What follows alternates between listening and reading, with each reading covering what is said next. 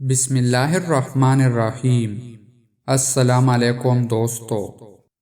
جناب رسول اللہ صلی اللہ علیہ وآلہ وسلم نے ارشاد فرمایا، جو شخص جمعہ کے دن فجر کی نماز سے پہلے 3 مرتبہ پڑھے استغفر اللہ الذی لا الہ الا هو الحی القیوم واتوب الیہ، تو اللہ تعالیٰ اس کے گناہوں کی مغفرت فرما دیتے ہیں، خواہ اس کے گناہ سمندر کی جاگ کے برابر ہوں۔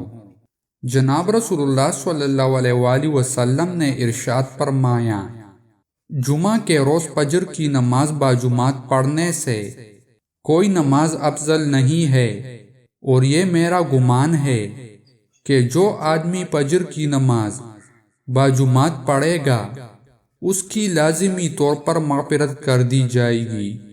دوستو، مزید اسلامک ویڈیوز دیکھنے کے لیے ہمارے یوٹیوب چینل کو سبسکرائب کریں اور ویڈیو کو لائک اور شیئر کریں۔ جزاک اللہ۔